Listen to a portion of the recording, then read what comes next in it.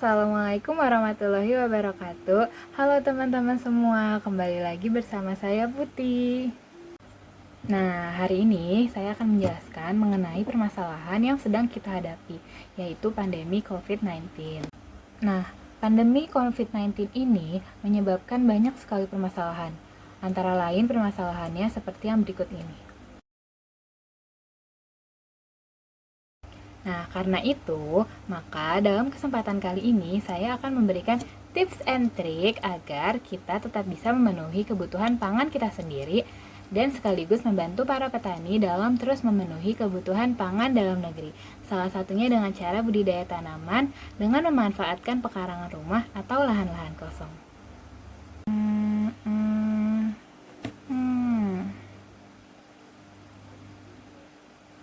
Berikut saya berikan penjelasan mengenai budidaya tanaman pangan di pekarangan rumah atau di lahan-lahan kosong. Disimak ya.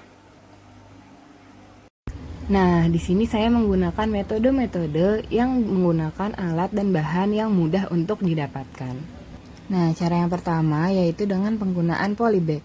Selain polybag, kita juga dapat menggunakan ember bekas, botol bekas, atau plastik bekas deterjen dan yang lainnya.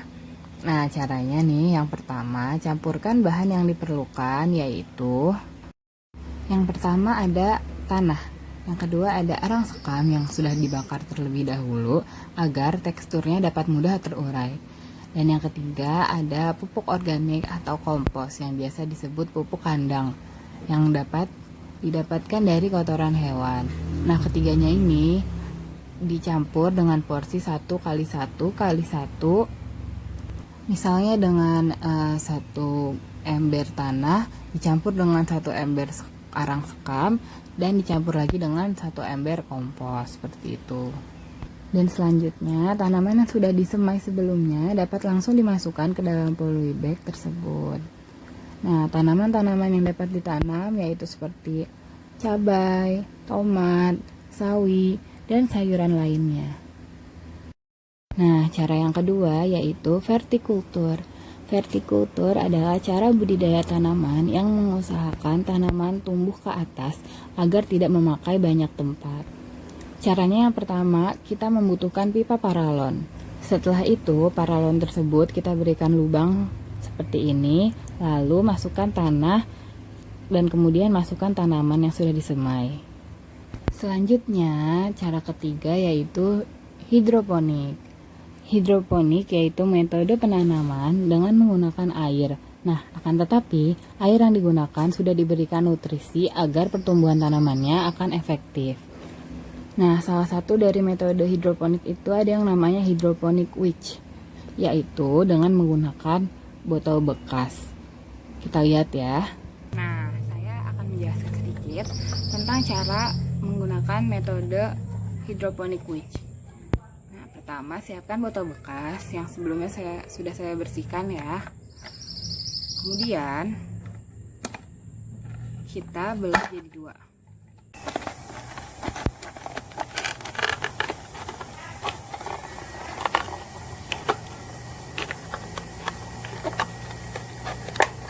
Kita gunting sehingga mendapatkan 2 bagian, yaitu bagian atas dan bagian bawah. Nah, nanti bagian atas ini digunakan untuk meletakkan benih tanamannya, sedangkan yang di bawah ini digunakan untuk memasukkan air yang sudah diberikan nutrisi.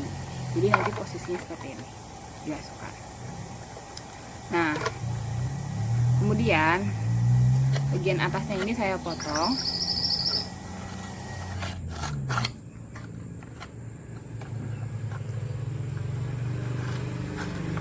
Nah, gunanya apa untuk dipotong?